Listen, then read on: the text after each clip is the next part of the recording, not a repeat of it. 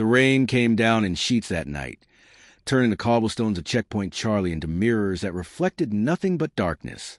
Inside a safe house 3 blocks from the wall, CIA case Officer Robert Chandler sat across from a man he'd never see again after tonight. "You understand what we're asking?" the man said. His name was Gordon Lyle, Deputy Chief of Soviet Operations for the European Theater. He didn't look like a spy master. He looked like an accountant who'd lost too much sleep. "Once you cross, you're alone. Completely alone." Chandler nodded. He'd been preparing for this moment since his recruitment at Yale in 1956, through the Farm's brutal training regimen, through 3 years of cover work in Vienna establishing his legend. But nothing could truly prepare a man for what Lyle was describing. "The network we've identified operates out of Prague," Lyle continued, sliding a thin folder across the table. "KGB illegal residency. Not embassy cover. These are NOCs, same as you'll be. No diplomatic immunity. No official connection to Moscow. They're running something big, Robert. Something that could shift the entire balance if it succeeds." Chandler opened the folder. Inside were surveillance photographs of men in dark coats, faces partially obscured, meeting in parks and cafes across Eastern Europe. Grainy images of a warehouse on the outskirts of Prague. A list of names, most with question marks beside them. "What's the operation?" Chandler asked. "We don't know. That's why you're going in." Lyle leaned forward. "What we do know is this. 6 months ago, one of our assets in Moscow, before he was liquidated, sent a single coded message. Project Cascade. He died before he could explain what it meant. But Sigin has picked up references to it in encrypted Soviet military communications, always connected to Western Europe, always marked absolute priority." The rain hammered against the windows. Somewhere in the distance, a dog barked, sharp, urgent, then silent. "Your legend is solid," Lyle said. "Thomas Kellerman, Canadian trade representative, disillusioned with Western capitalism, sympathetic to socialist ideals. You'll make contact with cutout in East Berlin, a woman named Petra Volkov. She's KGB talent spotter. If she believes you're genuine, she'll pass you up the chain. Eventually, if you're lucky, you'll get close enough to learn what Cascade really is. And if I'm not lucky..." Lyle didn't answer immediately. He didn't need to. They both knew the statistics. Deep cover operatives in Soviet territory held life expectancy measured in months, not years. The KGB's second chief directorate was ruthless, methodical, paranoid. They trusted no one, tested everything. And when they found a spy, they didn't just kill him. They used him, broke him, turned him into a weapon against his own service. "There's one more thing," Lyle said quietly. He pulled a second envelope from his coat. Inside was a single railroad ticket and a box of matches. "Tomorrow night, 11:47 p.m., there's a train from West Berlin to Dresden. It stops for exactly 4 minutes at an abandoned station called Kleinmachnow. It's in the Soviet sector, technically, but it's a dead zone. No guards, no patrols. The GDR forgot it exists." He slid the matches across the table. "When you board that train, you'll be Thomas Kellerman. But Robert Chandler needs to die completely. No traces. No threads back to Langley. No proof you were ever one of us." Lyle's voice was steady, but his eyes betrayed something. Regret, perhaps, or the weight of sending men into darkness. "Your passport, your real identification, anything that connects you to your true identity. You burn it, all of it, at that station, before the train moves again." Chandler looked down at the matches. Common German brand, unremarkable. But in his hands, they felt impossibly heavy. "If this goes wrong," Chandler said slowly, "if the Soviets catch me and I need extraction..." "There won't be extraction, Robert." Lyle's voice was firm now, almost harsh. "You need to understand that. If you're compromised, we'll deny you. We'll call you a traitor. Say you defected. Burn your name in every newspaper from Washington to London. Your family will believe it. Your friends will believe it. That's the only way to protect the network, protect the other assets, protect the operation." The room fell silent, except for the rain. "Why me?" Chandler finally asked. Lyle allowed himself a thin smile. "Because you're a true believer. Because you understand what's at stake. Because when the moment comes, and it will come, you'll do what needs to be done, even if it costs you everything. He stood, buttoning his coat. Most men break when they lose their identity. You won't. That's why we chose you. After Lyle left, Chandler sat alone in the safe house, staring at the box of matches. On the wall, a clock ticked toward midnight. In less than 24 hours, Robert Chandler, son of a Boston judge, graduate of Yale, recipient of the CIA's Intelligence Star for work in Budapest during the '56 uprising, would cease to exist. He thought about his sister, Catherine, who believed he worked for the State Department, about his mother, who still set a place for him at Thanksgiving even though he was never there, about Susan, the girl he'd almost married before the agency made it clear that marriage was incompatible with the work he'd be doing. None of them would ever know the truth. The next evening, Chandler boarded the train at Berlin Ostbahnhof with a single suitcase containing Thomas Kellerman's life. Canadian passport, clothing purchased in Montreal, letters from fictional family members, a communist manifesto with underlined passages, trade documents marked with coffee stains and margin notes. Everything designed to withstand the most rigorous scrutiny. In his coat pocket, wrapped in oilcloth, was his real passport, his real life. At 11:47 p.m., the train slowed. Through the rain-streaked window, Chandler saw the crumbling platform of Klein-Macno Station, rusted signs, broken benches, a single flickering light that barely pushed back the darkness. The train stopped. Chandler stepped onto the platform. The rain had stopped, but the air was thick with moisture and the smell of coal smoke. For minutes, that's all he had. He walked to the end of the platform, where shadows gathered beneath a collapsed roof. His hands shook, not from fear exactly, but from the finality of what he was about to do. He pulled out his passport, the matches, flipped open to the photo page. His own face stared back at him, younger than he felt, eyes that hadn't yet seen what they'd seen.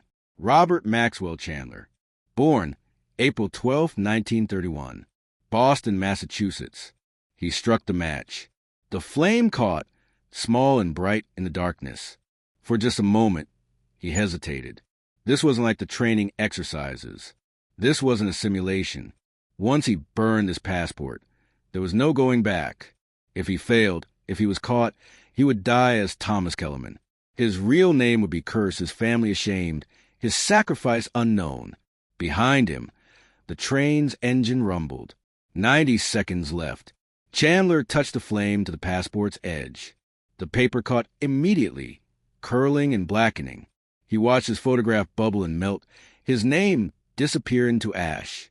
The heat stung his fingers, but he held on until the last fragment crumbled away. When it was done, he scattered the ashes across the platform. The wind carried them into the weeds, into the darkness, into nothing. The train whistle blew. Chandler, no, Kellerman, climbed back aboard. As the train lurched forward into East Germany, into Soviet territory, into the heart of the enemy's domain, he pressed his forehead against the cold window and watched Klein-Macno Station disappear behind him. The ghost protocol was complete. Robert Chandler was dead. And the man who remained had only one mission: find Project Cascade before it was too late, whatever the cost.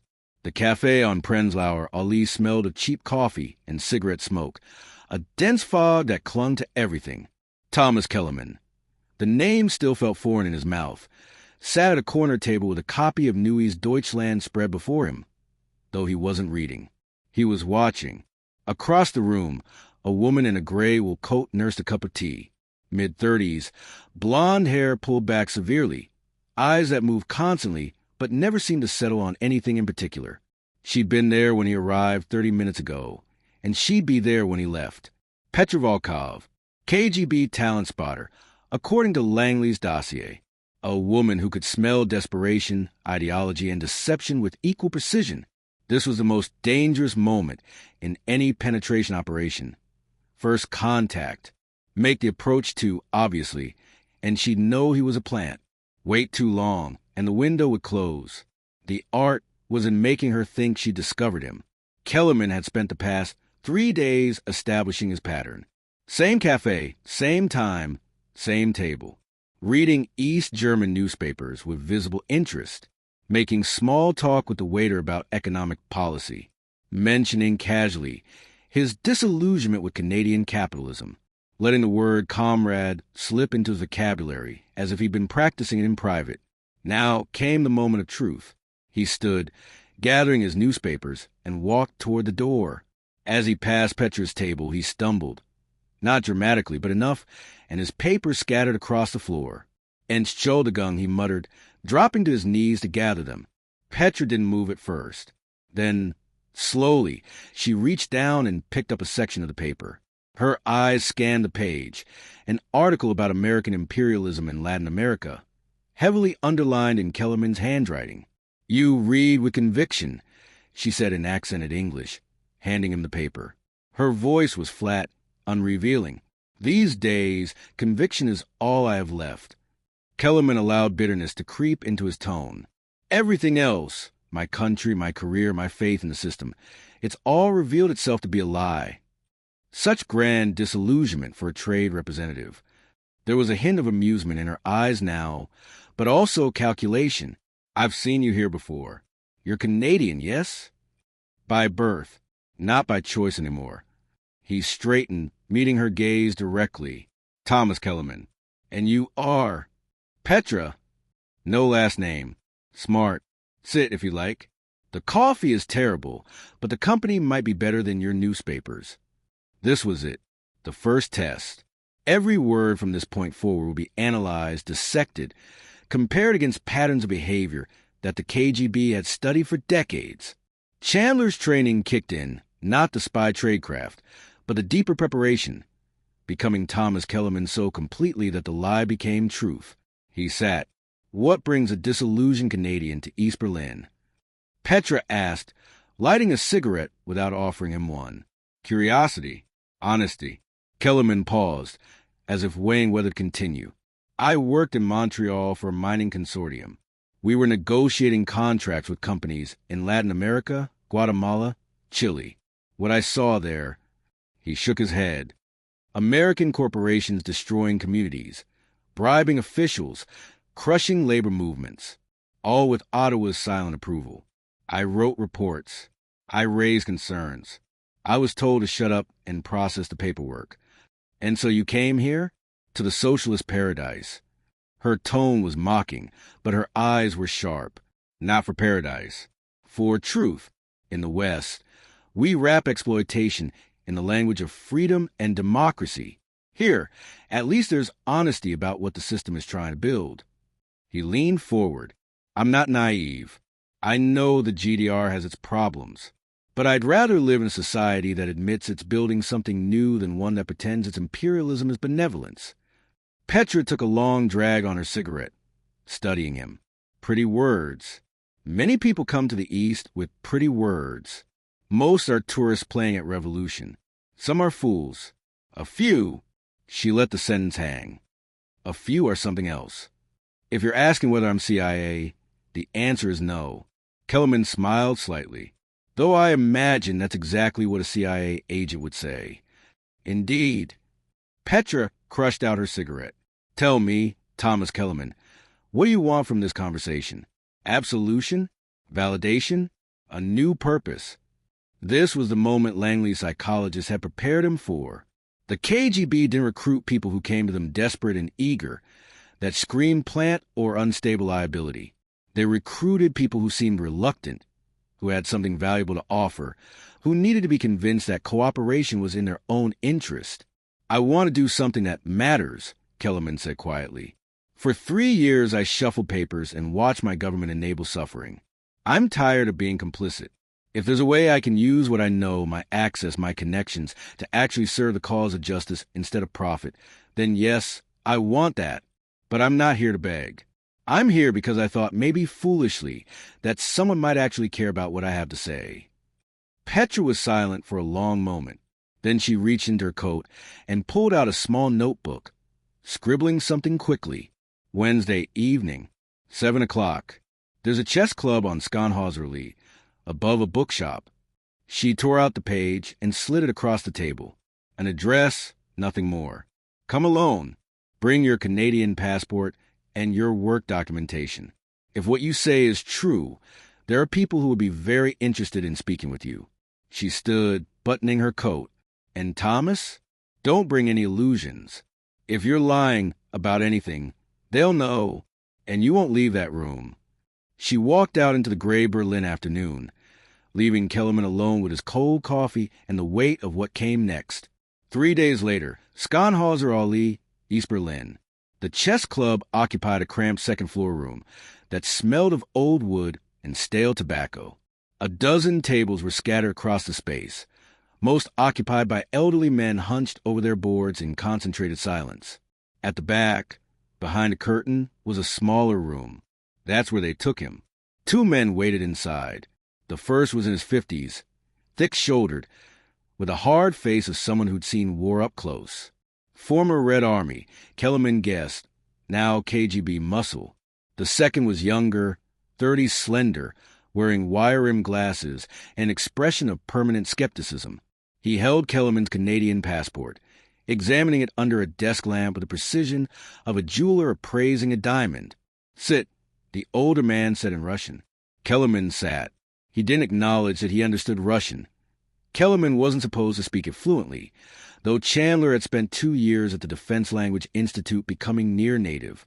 That knowledge was a card to keep hidden. The younger man looked up from the passport. "Your documents are excellent," he said in English, almost too excellent. "Canadian intelligence does good work when they need to. I'm not Canadian intelligence." "No." The man smiled thinly. "Then explain how a junior trade representative affords a suit tailored on Savile Row. Explain why your passport shows entry into West Berlin 2 weeks ago, but the hotel you claim to stay at has no record of your reservation. Explain why a man disillusioned with Western capitalism carries American currency in his wallet instead of local marks."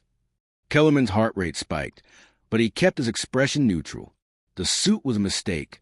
CIA had provided it, not thinking about the contradiction. The hotel record was concerning. Either their cover building had failed, or the Soviets had already checked deeper than expected. The American currency was a plant deliberate. Canadian businessmen frequently carried USD for international transactions. But together, these details painted a picture. "The suit was a gift from my father when I graduated university," Kellerman said calmly. He believed in appearances. The hotel booking was canceled. "I found a cheaper room through a colleague, and I carry American dollars because that's what the world runs on, whether I like it or not. If you're looking for evidence that I'm a spy, you won't find it. But if you're looking for reasons to distrust me, you'll find 1,000. That's the nature of this conversation." The older man leaned forward. "Why should we trust you?" "You shouldn't." Kellerman met his gaze directly. "Trust is earned. I'm offering information that could be valuable to your government. If it proves useful, perhaps we continue talking. If not, I'll leave and you'll never see me again. But I came here in good faith, and I'm not going to pretend to be something I'm not." The younger man set down the passport. "What information?" "My consortium was negotiating mineral rights with American companies operating in Guatemala.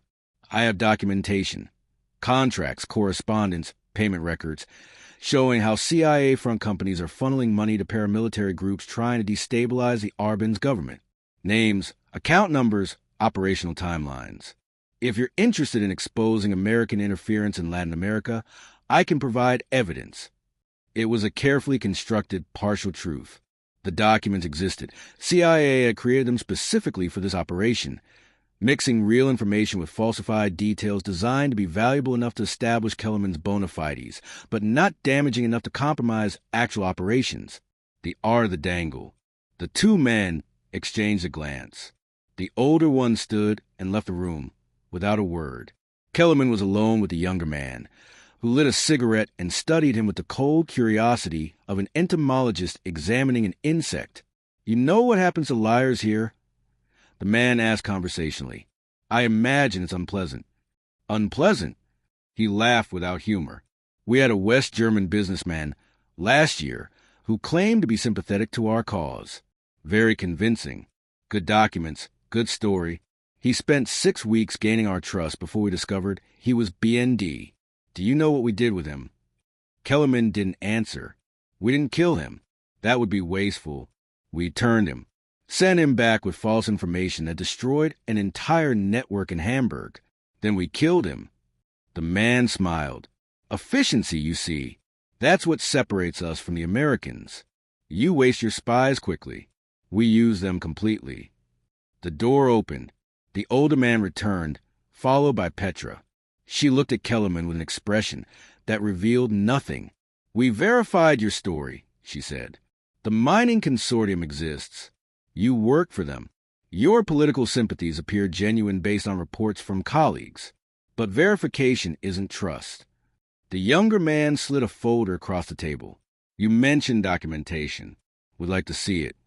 It's in a safety deposit box in West Berlin. How convenient. How prudent. Kellerman didn't back down. I'm not an idiot. I'm not handing over my only leverage until I know this conversation is going somewhere. Petra smiled for the first time. Good. Desperation is suspicious. Caution is sensible. She sat down across from him. Here's what happens next, Thomas. You're going to return to your hotel. Tomorrow, you'll receive a package, instructions for a dead drop location in West Berlin. You'll place your documents there. We'll retrieve and verify them. If they're genuine and valuable, we'll continue this relationship. If they're not, she shrugged. Well, Berlin is a dangerous city. People disappear. Kellerman nodded. One more thing, Petra added. Don't contact us. Don't come back to the chess club. Don't try to accelerate this process. We move at our pace, not yours. Understood? Understood. They let him go. Outside, the Berlin night was cold and damp. Kellerman walked for 20 minutes, doubling back twice, checking for tails. When he was certain he was alone, he found a pay phone in a quiet alley. The number he dialed rang 4 times before a voice answered. Repair service. I need to report a broken furnace, Kellerman said. The coded phrase that meant. Contact made, but situation developing. We'll send someone tomorrow. Click. Back in his hotel room, a dingy 4th-floor walk-up that smelled of boiled cabbage. Kellerman lay on a narrow bed and stared at the ceiling. The meeting had gone as well as he could have hoped, but he felt a familiar weight settling over him. The weight of the lie he was now living completely. Somewhere in Virginia, Robert Chandler's mother was probably sitting down to dinner. In Boston, his sister was putting her children to bed. They thought he was in Geneva, attending a trade conference. They received letters, typed on State Department letterhead, describing his boring, bureaucratic life. They didn't know he'd burned his passport 3 days ago. They didn't know their son and brother had died at an abandoned train station so that a ghost could be born. Kellerman closed his eyes, but sleep didn't come. It wouldn't for a long time, because tomorrow the real infiltration would begin. The Vltava River moved slowly through the heart of Prague, dark and patient, reflecting the spires of churches and the weight of centuries. Thomas Kellerman stood on the Charles Bridge, watching the water and waiting. 3 weeks had passed since the chess club meeting in Berlin. 3 weeks of dead drops, cryptic messages, and careful validation as the KGB tested every aspect of the legend. And now, finally, the invitation he'd been working toward. Prague in spring is almost beautiful enough to make you forget what it represents. Kellerman turned. Petra stood beside him. Collar turned up against the morning chill. She looked different here, less severe, almost weary. What does it represent? Kellerman asked. Control masquerading as cooperation. Soviet power dressed in Czech clothing. She handed him a folded newspaper. Inside is an address. Apartment building in Vinohrady. 3rd floor, apartment 7. Be there at 8 tonight. And Thomas? This is where it gets dangerous. The people you're about to meet, they're not talent spotters or case officers. They're operational. If they decide you're a threat, you won't leave Prague. Why tell me this? Petra's eyes were tired. Because I've been doing this for 11 years. I've recruited 43 people. 17 are dead. 12 are in prison. The rest, she shook her head. The work we do, it consumes people, changes them. I'm not sure anymore if we're building a better world or just feeding a machine that devours everyone it touches. But I still do it, because what else is there? She walked away before Kellerman could respond, disappearing into the morning crowds of Prague's Old Town. He looked down at the newspaper. A small ink mark on page 3 indicated a classified ad for apartment rentals. One address circled in pencil. The rest of the day, Kellerman played tourist. He visited Prague Castle, sat in cafes, photographed the astronomical clock, all while conducting surveillance detection routes, the careful patterns of movement designed to identify anyone following him. By the time evening came, he was reasonably certain he was alone. The building in Winohrady was 5 stories of Habsburg-era stone, weathered and gray. Kellerman climbed the worn stairs to the 3rd floor, where apartment 7's door stood slightly ajar. He knocked twice. Enter. The apartment was larger than expected. 4 rooms, sparsely furnished, with heavy curtains drawn over every window. In the main room, 3 men waited. One stood by the window, backlit so his features were obscured. One sat in an armchair, reading a file folder. The 3rd stood directly in front of Kellerman, tall, gaunt, with the kind of face that seemed carved from disappointment and calculation. "I am Colonel Dmitri Volkov," the gaunt man said in English. No introduction of the others. "You've been providing us interesting documentation on American operations in Guatemala. My superiors believe you may be useful in a larger capacity." "I'm listening," Kellerman said carefully. "We're aware that your mining consortium maintains relationships with companies throughout Western Europe, France, Italy, West Germany. You attend trade conferences, negotiate contracts, travel freely. This access is valuable." Volkov paused. "But access without commitment is meaningless. We need to know, are you willing to do more than pass documents? Are you willing to actively serve Soviet interests?" This was the crucible moment. Chandler knew the script. Appear hesitant. Demonstrate that he wasn't eager to become a traitor. Make them convince him. But Kellerman also knew that excessive reluctance would raise suspicion. The balance was razor thin. "I came here because I believe in the cause," Kellerman said slowly. "But I'm not naive. What you're describing, active cooperation, that's espionage. If I'm caught, Canada will prosecute me. My life is over. Your life now consists of enabling capitalist exploitation," Volkov said flatly.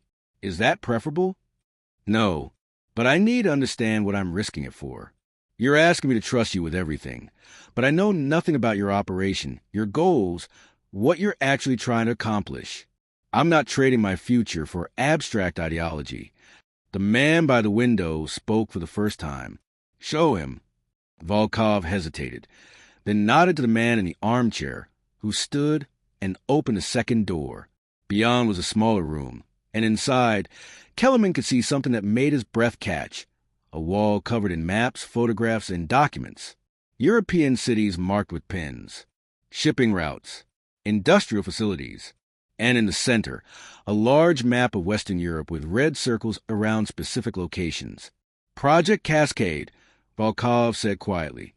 "What I'm about to tell you is classified at the highest levels of Soviet military intelligence. The fact that we're revealing this to you demonstrates our faith in your commitment, and the consequences if you betray that faith." Kellerman stepped closer to the wall. His training screamed at him to memorize everything, but he forced himself to look curious rather than analytical. "The West believed the Cold War is a stalemate," Volkov continued. "Nuclear weapons ensure mutual destruction. Conventional forces are balanced, so they've grown comfortable, complacent. They think the Iron Curtain is permanent, that Europe will remain divided indefinitely. They're wrong." He pointed to the map.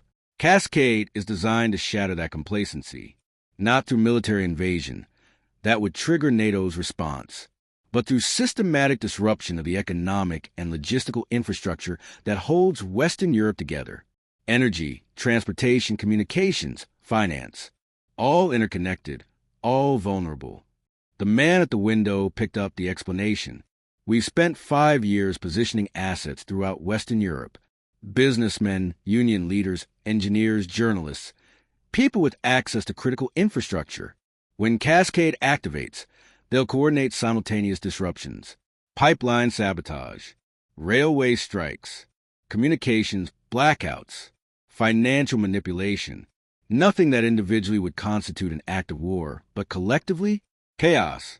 And in that chaos, the political landscape shifts. You're talking about destabilization, Kellerman said, careful to keep his voice neutral. We're talking about revolution, Volkov corrected. The working classes of France, Italy, West Germany. They're already dissatisfied with American hegemony. Cascade will create the condition for genuine socialist movements to seize power through popular uprising, not Soviet invasion. The West will collapse from within. Kellerman's mind raced. This was bigger than anything Langley had suspected. Not a specific operation, but a continent-wide network designed to cripple Western Europe's fundamental systems. The implications were staggering. When, he asked, that depends on many factors. But the network is nearly complete. Within 12 months, 18 at most, will be ready. Volkov turned to face him fully. And this is where you become valuable. We need someone who can move freely in Western European business circles. Someone who can identify additional vulnerabilities, recruit new assets, provide intelligence on security measures. Your cover as a Canadian trade representative is ideal. You're not Soviet, not suspicious, not on any watch lists. You're invisible. And if I say no, the room fell silent. The man by the window moved slightly, and Kellerman noticed for the first time the shape of a pistol beneath his coat. Then you're a security risk who knows too much, Volkov said simply. We've invested considerable resources verifying your background, testing your commitment. We wouldn't have revealed Cascade unless we were confident in your loyalty. But confidence isn't certainty. If you decline to participate, we can't allow you to leave Prague with this knowledge. There it was, the trap fully sprung. Chandler had walked into the room as a potential asset. Now, he was either a committed agent or a corpse. No third option. I want guarantees, Kellerman said, forcing steel into his voice. If I do this, I need protection. Escape routes if things go bad. Financial security. I'm not dying in some West German prison because your operation got sloppy. Volkov smiled, the first genuine expression Kellerman had seen from him. Good. Cowardice masquerading as pragmatism. That's what we need. Heroes die quickly. Survivors change the world.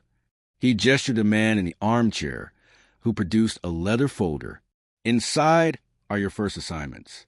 3 trade conferences over the next 4 months. Bonn, Milan, Paris. At each, you'll meet with specific individuals we've identified as potential recruits. You'll evaluate their vulnerabilities, their ideological leanings, their access. You'll report back through dead drops. The details are in a folder. Kellerman took it, feeling the weight of everything that came with it. Welcome to Cascade, Thomas, Volkov said.